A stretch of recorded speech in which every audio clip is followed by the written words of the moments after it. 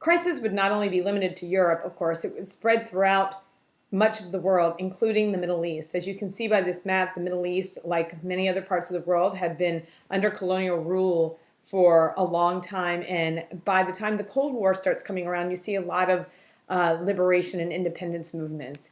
We're going to talk about Egypt specifically because Egypt in 1952 underwent a revolution. And the revolution would usher in Nasser, and it was a military coup that was basically a nationalist movement that was anti-Western, and this was basically a pattern around the Middle East. The Middle East in general, not specifically Egypt, was mired in multiple conflicts. One, of course, the Israeli-Arab conflict, which would develop after the creation of Israel in 1948. Of course, there was also this anti-colonial sentiment, this anti-Western sentiment spreading around that would really just catch like wildfire. You also saw this competition among Middle Eastern leaders for who would lead the Middle Eastern world, and of course the Cold War in general, which would all create competing and complicated dynamics. So the Egyptian Revolution would usher in Nasser, featured right here, who was, like I said, a nationalist. His rule would also create divisions with the British, who had typically had a large influence and had at one point been basically the colonial ruler of Egypt and had control over the Suez Canal, which is basically the next crisis that we're getting into. The United States would also become an unreliable partner in the eyes of Egypt because the United States created basically a collective security agreement called the Baghdad Pact in 1955.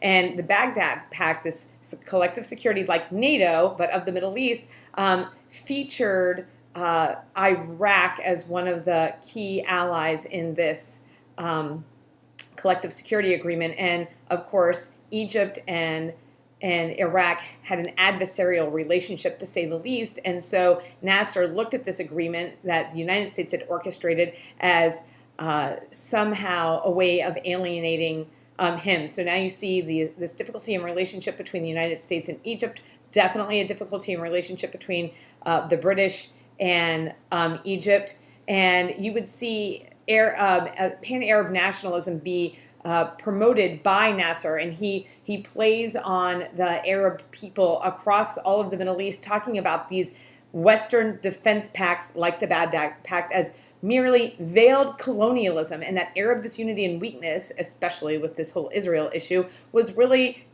England's fault. So he was playing on people's fears of Western imperialism, their anti-colonial sentiment, their sense of nationalism, and looking at the Baghdad Pact as a threat rather than something that would be beneficial.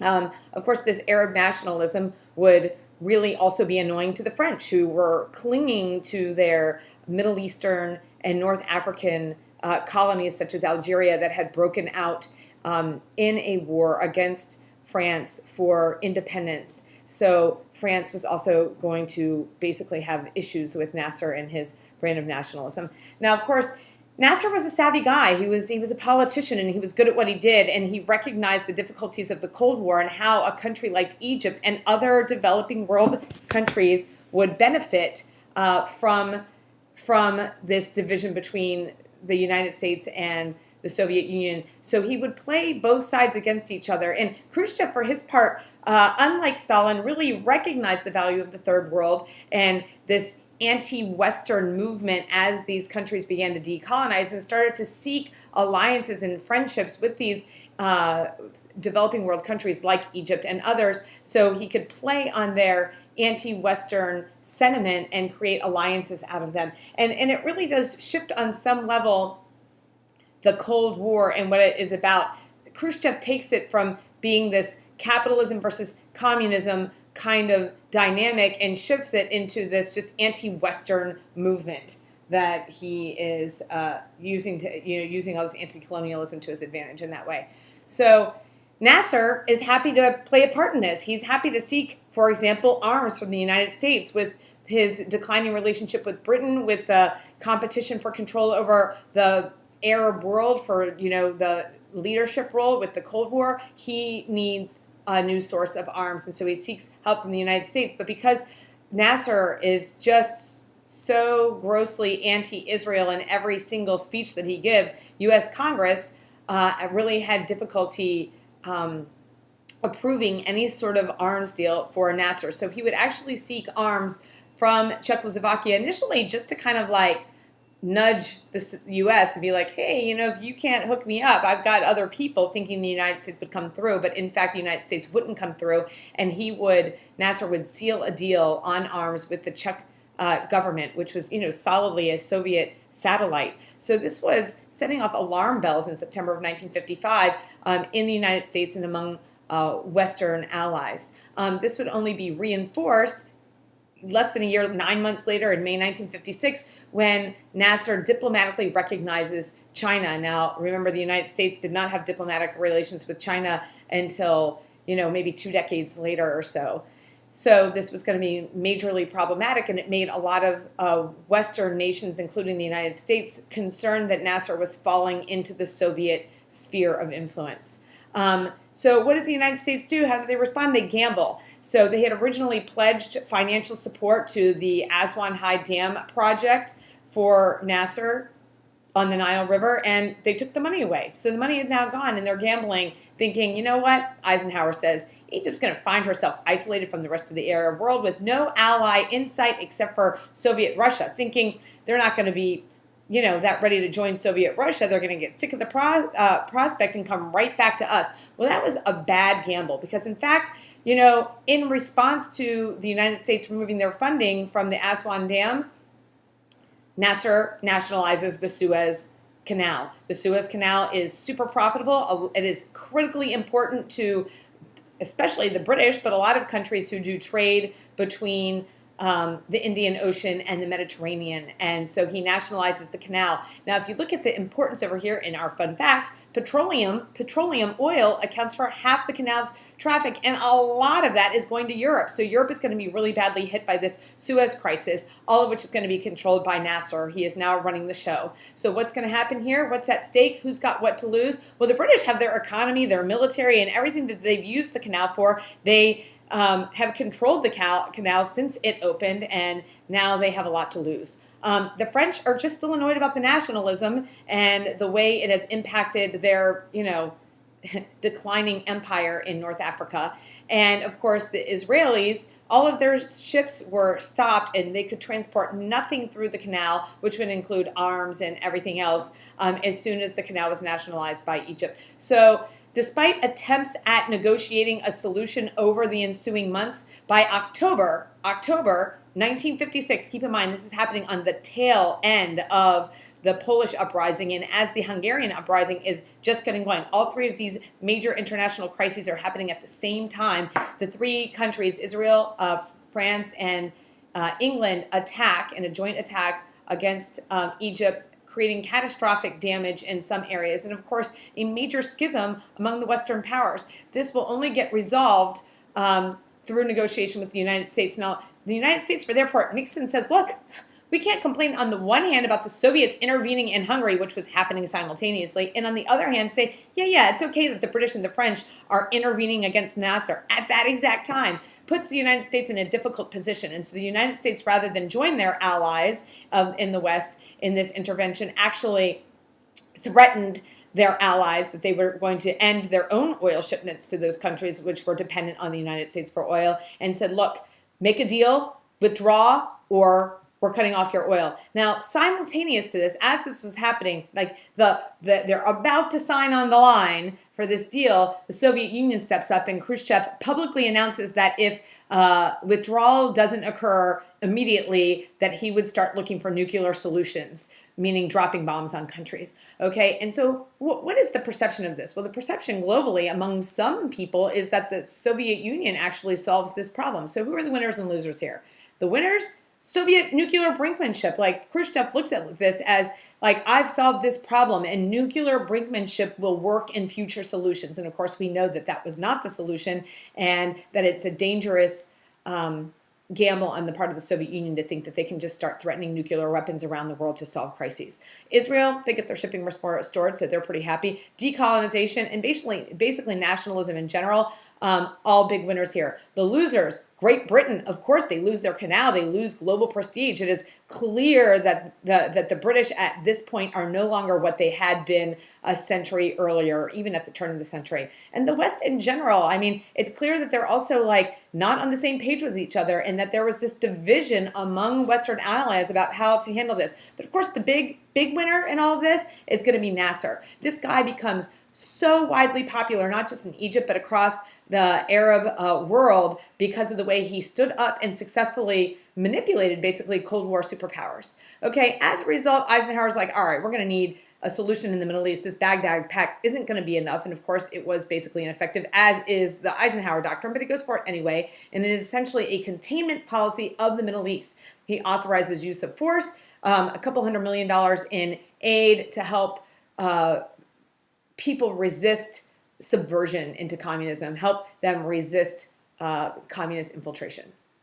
Okay, of course, Germany is still a problem. I know we've talked about Germany here and there and off and on, but Germany is an ongoing issue, and this brain drain, this loss of the professionals, the intellectuals, the students, like continues through this loophole that is Berlin. People can basically climb through fences and leave for Western Germany, or just hop on the metro and take it to Berlin and get their passport stamped or apply for asylum. So this loophole is going to have to be closed up in some way, and every sort of solution that they've come up with to close the loophole has failed. There has been no real interest on either part of really having a neutral or unified country, because neither the United States or the Soviet Union trust the motives and intentions of the other side. But you can look that 15 million Germans fled the Eastern Bloc before 1950. And for the next decade, from 50 to 59, another 4 million more will come. 20% of the German population, the East German, I should say, population emigrated through Berlin. And a couple 100,000, I think almost 200,000 in 1961. And that was just until August when they actually put up the wall. This graph will show you the impact that the wall ended up having on immigration to the West. So what is the solution? The Stalin Note having failed, suggestions in Berlin in 1954 with the foreign ministers failed, everything rejected. Geneva's 1955 spirit of Geneva was great, but they couldn't come up with a solution on Germany. So Khrushchev issues what becomes known as the Berlin Ultimatum at the end of 1958. And he says, you got 6 months to withdraw, and we're going to create a free and demilitarized Berlin, or else. And the or else is, I'm handing over control of East Berlin to the East German government. Now remember, none of the Western powers had recognized the East German government as being even a legitimate government.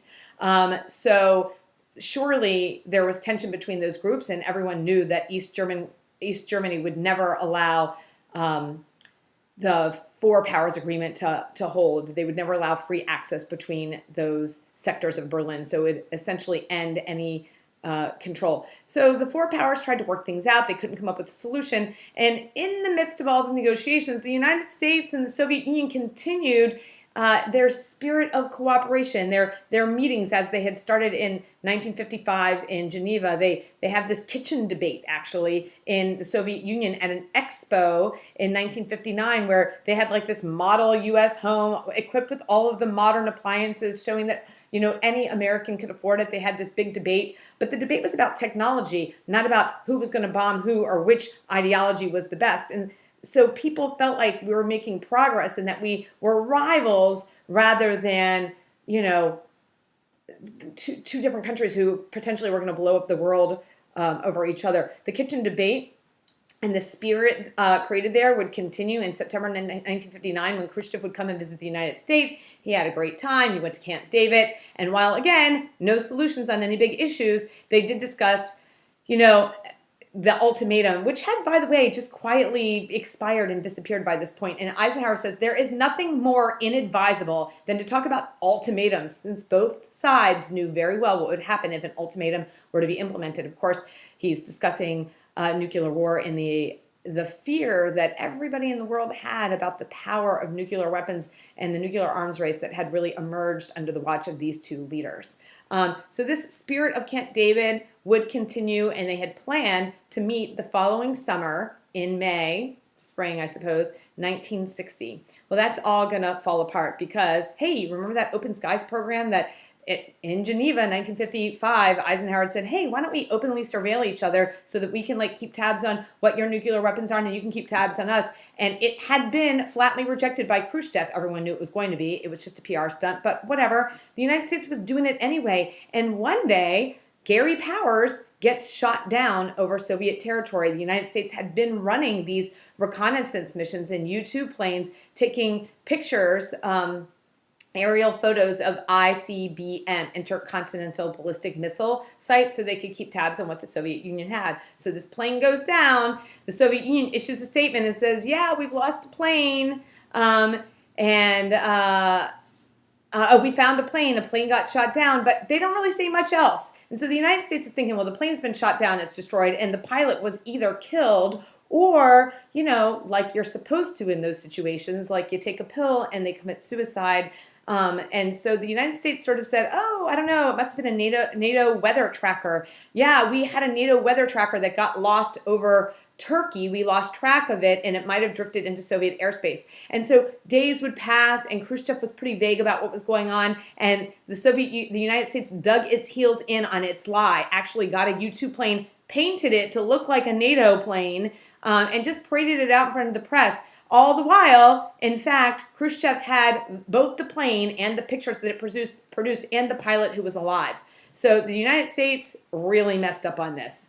And Khrushchev is going to come out looking good. And he says, hey, I must tell you a secret. When I made my first report, I deliberately did not say that the pilot was alive and well. And just look how many silly things the Americans have said. Savvy politician here. So the United States looks bad. Khrushchev doesn't back down. He refuses to apologize. He continues to maintain the validity of the program and the value of it. And this is on the heels, not the heels, this is just as the Paris summit is about to start. So it's basically going to be a failure before it even gets going. They had hoped to discuss the ABCs, the arms control, Berlin, and Cuba. But after a day with the Soviet Union still angry, the United States, Eisenhower refusing to apologize for it, Khrushchev leaves after a day and the summit collapses. And he says, you know what, I'm just going to wait for the new American president, whoever that may be. Elections were held in November of 1960, and Kennedy will win over vice presidential candidate Richard Nixon. So they're going to meet in Vienna.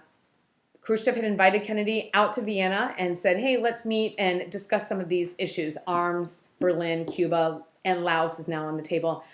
Kennedy had been warned by his advisors, don't go. Khrushchev is this cunning, savvy politician. Look what he did with the U-2 crisis. He survived Stalin. He outwitted all of his political opponents to rise to become leader. And I think people were worried that Kennedy wasn't quite ready yet. His own Secretary of State, Dean Rusk, said don't go. George Kennan, you know, of long telegram fame, said don't do it, but you know, he went anyway. And you know, you have to wonder, like, what's Khrushchev hoping to get out of it? Is he just trying to size Kennedy up? Is he like an honest broker? Is he a weak guy? Kennedy, for his part, maybe just naively wanted to really solve the problems. Maybe he felt like he had something to prove. June is just a couple months after April 1961, which, as we'll discuss in another unit, was the massive, embarrassing failure of the Bay of Pigs for the United States. So maybe he felt like he needed to step up to the plate and appear to be a better politician.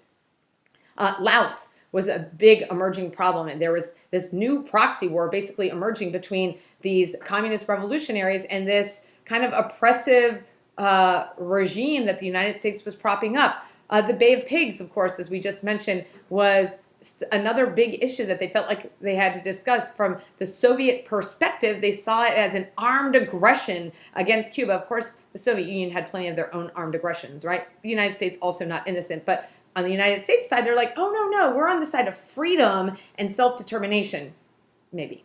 Okay, so both of these guys have their own perspective on this, but, you know, and Germany, God, Germany's still a problem, still a massive loophole, still a massive brain drain. The German economy, by the way, by 1960 is on the verge of collapse. So something has to happen in order to solve this problem. Okay, was it going to be a peace treaty? That hadn't really been resolved. Like, how about a neutral city, Berlin, international neutral, also rejected. And so instead, you have a new ultimatum that Khrushchev issues at this Vienna summit and says, you have until the end of the year, December 31st, 1961, or else, which is, I'm turning it over to the East German government. So Kennedy leaves feeling like he'd been basically attacked the entire time. He was berated, he was threatened, and he did come out appearing to be just like this weak, young, naive American president. He was quoted to a reporter as having said, "He just beat the hell out of me. I've got a terrible problem if he thinks I'm inexperienced and have no guts."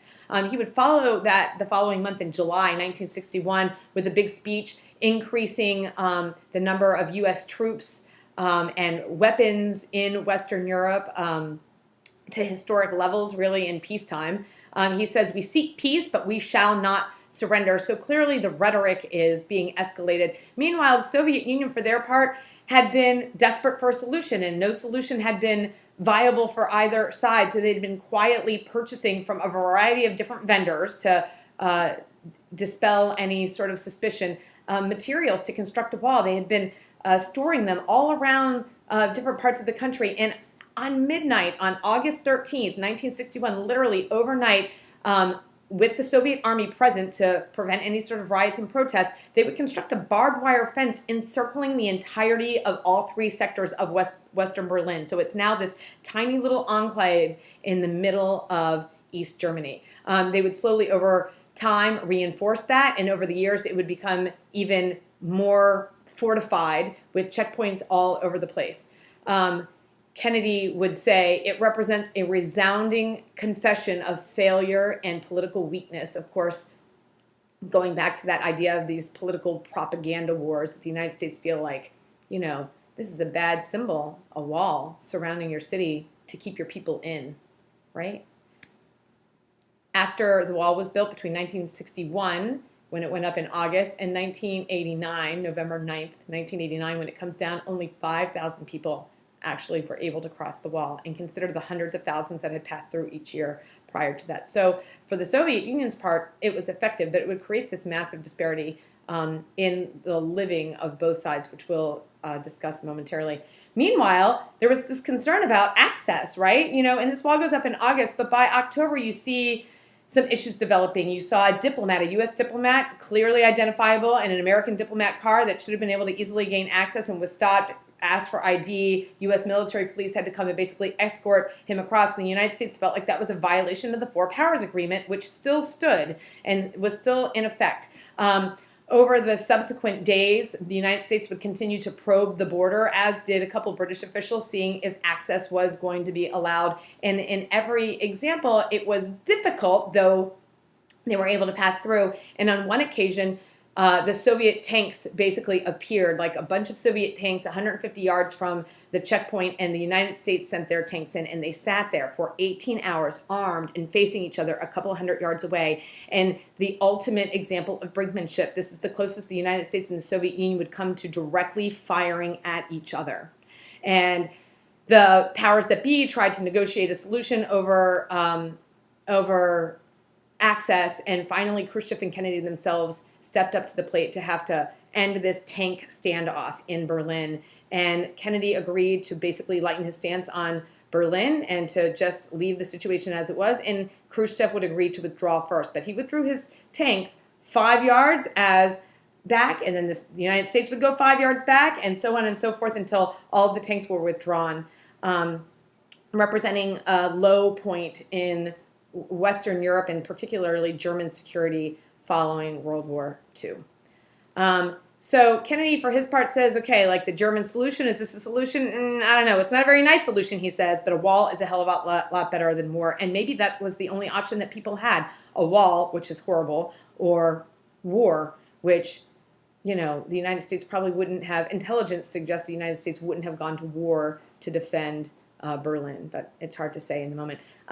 Just as a quick aside, like after the fall of the war, a couple decades later, which brings us to now, there's still massive disparities between East and West. And I just had a couple quick images I think that'd be interesting for you to consider. There's a whole article on this in the Washington Post. You can look it up. Disposable income, massive difference. Look at the extremist political parties, way concentrated in the East. The size of farms, way more agriculturally based in Berlin. Unemployment rate, of course, sorry, I meant East Germany, much bigger in East Germany. So you can see that the impact of dividing and closing off that border and that little loophole had a devastating effect for not only the decades that the wall existed, but the decades following it. Khrushchev, for his part, would be removed in 1964. He was basically ousted by a coup of hardline right-wing, communists. They just felt like he was weak, and there was example after example of his weakness. You look at they didn't like the de-Stalinization speech. They didn't like the way he handled the Hungarian or the Polish uprising, the schism with China, just a million examples. The Cuban Missile Crisis, which was a failure. The wall itself, which represented weakness. There were so many examples in their minds of Khrushchev's failure. And he says in 1964, when they removed him and sent him off to his countryside Dhaka to retire peacefully, he says, look, I'm old and tired. Let them cope by themselves. I've done the main thing. Could anyone have dreamed of telling Stalin that he didn't suit us anymore and suggest he retired? Not even a wet spot would have remained where he had been standing. Now everything is different. The fear is gone and we can talk as equals. That is my contribution. I won't put up a fight. And I think it's worth dwelling on how accurate that statement is. Certainly you could poke some holes in it, but there is, some substance to it, some accuracy there. What impact does he have? Well, one, after the Cuban Missile Crisis, which again we'll discuss in a later unit, 1962, they sign in 1963 the Nuclear Test Ban Treaty. This is super important. Khrushchev knew the importance of nuclear weapons and the limitations that they could have in this ongoing war without complete destruction of the globe. So they signed this, and this would really pave the way for future treaties on both banning and limiting testing and limiting proliferation, nuclear proliferation. So that was a big deal. And then you also see this whole de-Stalinization speech and his talk of liberalism, the different roads to socialism would lead to growing independence movements. Obviously, you saw the impact immediately with Poland and Hungary, but it would be a major contributing factor to independence movements that would finally take over the Soviet Union in 1991. And of course, the schism between China and the Soviet Union, which would lead to border disputes between the actual firing of weapons across the border in 1969, hard to believe. And also he sort of established guidelines for future Soviet leaders in Brezhnev who will fight to succeed him and successfully come to power, will kind of use the Khrushchev template as a model moving forward and continue Khrushchev's work in establishing his sphere of influence, especially in the developing world, really extending their reach in parts of the Caribbean and Central America, but a lot of Africa, Southeast Asia, and you can trace that back a little bit to Khrushchev. Okay, so here's the question. You look at their hopes for détente, you look at the good things that came out of this period, you look at all of the crises that happened, and going back to review that first lecture of their actual policies, you look at, massive retaliation, rollback, you look at peaceful coexistence, liberalization, de-Stalinization. Here's the question. How have their policies stood up against crisis? Think about it.